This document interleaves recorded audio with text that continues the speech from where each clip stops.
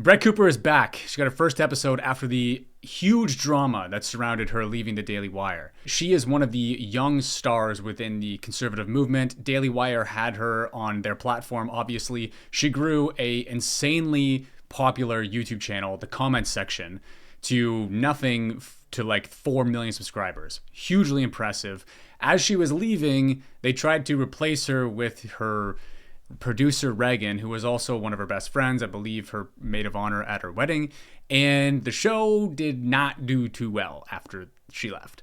It appears the channel is starting to lose subscribers by the tens of thousands. It's been a whole fiasco. Effectively, they're trying to rebrand. They lost one of their big stars. She left in this way that no one really knew the reason why. They said that obviously the contract was up and that was the only reason. And it's not just that the Daily Wire is pushing out Brett Cooper. It's actually that Brett Cooper is under one of these contracts that has her basically tied to secrecy and silence under NDA and can't say anything about it while they spin whatever narrative they want about it. They just lost one of their other massive stars, Candace Owens, last year for showing her faith, is maybe the best way to put it.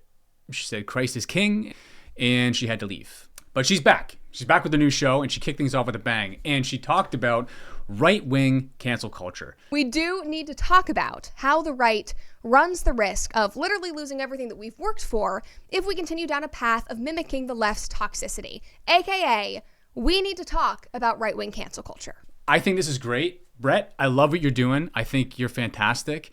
Agree totally with the sentiment to your show. I just feel like you're missing the point about what people are truly saying online, which is ironic because your generation is probably the most awake or motivated generation currently to see what is truly happening in the world. It specifically came up on New Year's Eve after the actress and comedian Whitney Cummings did a set on CNN's New Year's Eve show. Calling her out, they were calling her a grifter and a fraud, saying that she was an opportunist, that she was taking advantage of this time in culture when things were shifting to the right to try to make a name for herself. They literally lost their damn minds. When we cover things like Whitney Cummings, I don't think it's the fact that people are annoyed that those people change their tune.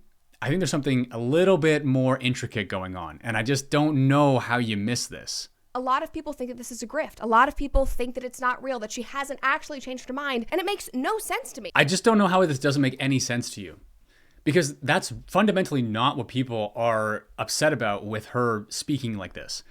Because this is a comedian that's being edgy. Like, come on. There's so many comedians that have had their entire lives destroyed from speaking about what exactly she said 5 years too late. The issue is, why are these people who are establishment people allowed to say these things now? Why is it that now Joe Rogan, who's got the biggest podcast in the world, he had the biggest podcast in the world 10 years ago still, when Donald Trump was first running. Why didn't he have him on then? Do we not realize that Trump was running at that time and no one would touch him with a 10-foot pole? He was actually a radical then. What has happened? You know what I mean? This is the thing that people are starting to see. And for someone who covers politics basically their entire career, I don't know how you don't sort of connect these dots here. You know, you're talking about right-wing cancel culture as your first episode back, and you don't mention your former colleague Candace Owens, who was famously let go by the Daily Wire for her stance on saying that all people who were killed in some tragic way during a war are weighted the same.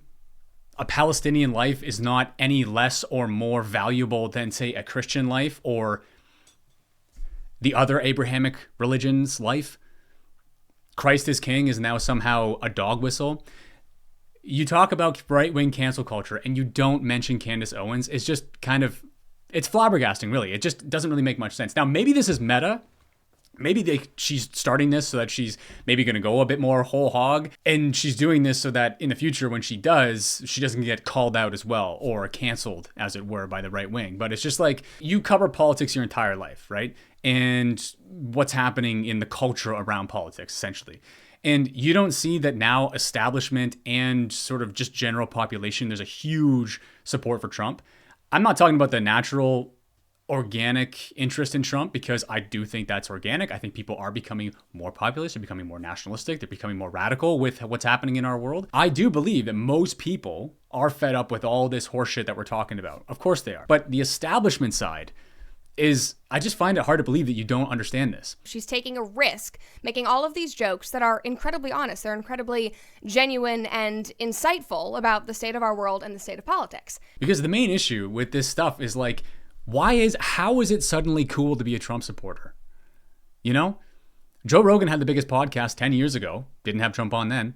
Wouldn't touch him with a 10-foot pole. Why? Because he was actually radical and he would actually get canceled back then. So like this idea that this brave comedian, Whitney Cummings, is coming out now and saying this shit is like, it's not that she's woken up and seen the light. It's that Trump is establishment now. Why is it suddenly cool? You've got Elon Musk, you've got Mark Zuckerberg, Peter Thiel, all these people are coming out now and saying like, oh, gee, golly, I was lied to by the left for so long and now I'm seeing the light. Come on, look who donated to his campaign. J.D. Vance, the vice president of the United States, is fake. His entire background is fake. There's nothing genuine about this dude. Just a quick little peruse around the internet on mainstream sources. Like this isn't just right-wing people calling this out. This is the left people calling this out too, because they're seeing how establishment this dude is and how he is literally propped up to be the vice president of the United States. Vance was elected to the U.S. Senate just 2 years ago. But when he entered the public spotlight around 2016, he did so dragging Donald Trump and his values. Vance prided himself as a, quote, never Trump guy. And he once called his future running mate America's Hitler. This seems like it's the easiest JD, this you or nah, in history. He then goes to Yale Law School and then hears a talk from Peter Thiel. And then out of nowhere, Peter Thiel just takes him under his wing and gives him a job at a biotech firm, who the CEO actually said that the only reason why he gave him that job was because of the introduction from Peter Thiel. Peter Thiel takes him in under his wing. And then as soon as he's done that job, Peter Thiel then brings him into his investment firm, who helped provide Vance with one of the first of many impressive resume lines. Soon after law school, Vance took a job as a principal at Mithril Capital, a VC firm Thiel co-founded. And then when he's done that one, J.D. Vance goes and starts his own investment firm, and Peter Thiel and Mark Andreessen give him like $120 million. Like, what part of this is normal? What part of this is normal for any person to just be a total no one that no one even knows, and then you work for like the biggest PayPal mafia dude in the world? He gives you a job at his capital investment firm. Then he gives you like $120 million to start your own. What? Oh, and then he wants to go and run for the Senate. And then that same Peter Thiel gives him $15 million for his Senate race. Oh, and then 2 years later, he becomes the vice president of the United States. There's nothing organic about this stuff. And I bring this up to say that this whole changing of the guard and people waking up, and how is it that the right wing is now canceling each other about all these things? People are just, they're fed up and they're seeing it. Who have admitted that they were wrong and that they've now seen the light. Joe Rogan has had Peter Thiel and all these guys on, all the people that were censoring all that information that people were talking about during 2020. Those people were sitting directly across from Joe Rogan. And just like the sort of nice little Project Mockingbird guy that he is now, says absolutely nothing about that. So I'm saying, I love what you're doing. I think you're a huge voice within the young conservative movement. I think you can do really great things with moving culture forward and changing people's minds about a lot of these different things. But it's like, come on, Brett. You're going to talk about right-wing cancel culture and you're not even going to remotely touch Candace. She was like the most famous firing probably of last year in like all of media because people knew what she was getting at and why she was fired. Really, like let's be real here.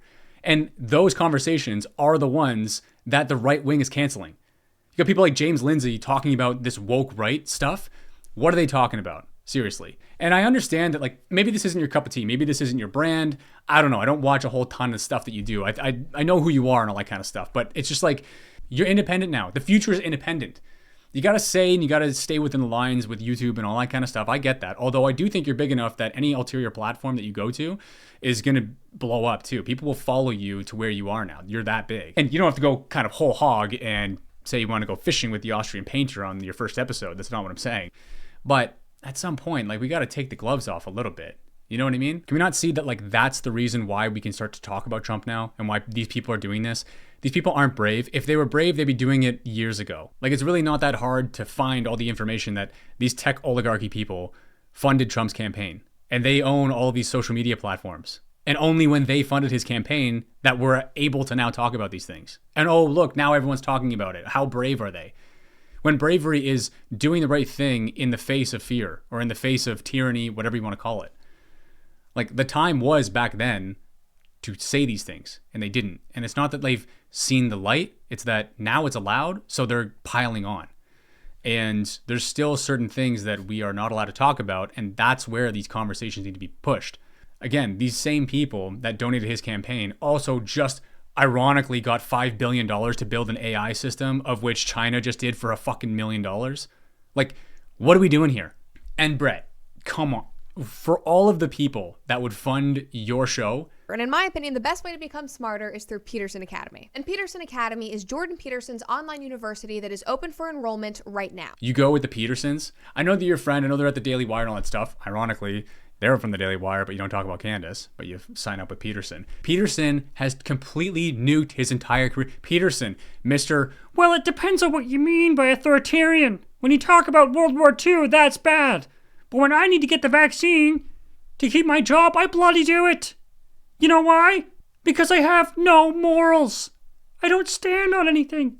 It's like, it's beautiful when you just flip-flop back and forth to whatever the hell you want. All he talks about is Alexander Solzhenitsyn and the Gulag Archipelago. But then someone asks him a question about 200 years together, and he's fucking radio silent. So, dude's cooked. At the end of the day, honestly, I don't want this to sound like an attack. And who am I, really? Like, I'm talking about this on my YouTube channel, and you are who you are, and you've got these millions of followers. And I just think that there's a massive cultural shift happening. And I think if you ride the wave of where it should be going versus like this same conversation we're having over and over and over again, I don't know, maybe that gets the views, maybe that pays the bills, but do we want actual change, or do we want to just kind of, keep talking about the same thing over and over and over again? I think what you're doing is great. Honestly, I'm not trying to attack. It's content, baby. But, at some point we have to take the kid gloves off and actually talk about what is moving the needle forward, especially when your generation is the one that is really starting to see how things are being ramped up across the world. That's it for the rant this week. I'm off my soapbox. Thank you very much for watching, for listening. More videos are here if you want to check out a bit more, if you like this kind of stuff. Like and subscribe, share around, really helps the algorithm, helps this YouTube channel grow if you like what I'm doing here, and we'll see you guys on the next one.